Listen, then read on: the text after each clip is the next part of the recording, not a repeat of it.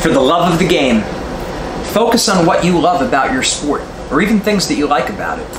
Like it or not, we live in a very competitive society, and a lot of times we focus too much on winning, outcomes, records, rankings, all that nonsense. And what happens? We get nervous, we don't compete as well, we stop enjoying the sport, and especially during a difficult season, we start feeling burnt out. So, the best way to overcome that is to have a preemptive strike ahead of time, focusing on what you like about the sport. A lot of times, as we get in that grind and all we're focusing on is winning, we lose it. We forget about it. We don't really lose it, we forget about it. We suppress it, and then it gets difficult for us. So, you have a plan going in. Think about what do you like about the sport, your practices, and your competitions, and any other area of the sport that might be. So, like, as a wrestler, it was practice, there was our lifts, our work, our strength training exercises, there was our dual meets, and there was tournaments. What do we like about it? So, I'd actually used to do the opposite in my mind. I used to think about it, tournaments, I'm like, well, it's loud, it's crowded, it smells bad, it's all day, it's during a weekend, and usually that was the nicest day of the week. I just want to be outside playing with my friends. I did the exact opposite of this exercise when I used to compete, right? Instead, what I should have been telling myself would have been much more beneficial. Tell yourself, what is it that you like about the tournaments? Well, I do like competing. It is fun to wrestle.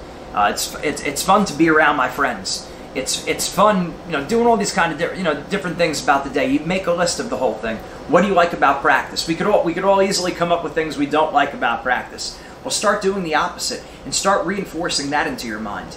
I think the most difficult part about this exercise is we have to think differently than our friends, and we gotta be willing to stand apart. We gotta be willing to look a little bit different and not get sucked into our friends and even families' pity parties sometimes. So focusing on what it is that you like about your sport. Break it down into the different aspects. Usually it's practice and competition, but if there's any other areas of your sport that have different demands, like maybe there's a nutritional or like a weight class element to your sport, or if there's something else, whatever it might be. So make sure you write down what is it that you like about those nutritional demands. If it requires a certain amount of conditioning, if it requires another certain amount of lifestyle, what is it that you like about that? If you focus on that, you're much more likely to succeed. And remember, the praise to critique ratio, in other words, the positive to negative ratio for the best coaches, the best parents, the best bosses, it tends to be 3 to 1. I've heard even as high as 5 to 1. Everyone's a coach because we're all coaching ourselves. Be a good coach to yourself and focus on the things that you like about the different aspects of your sport.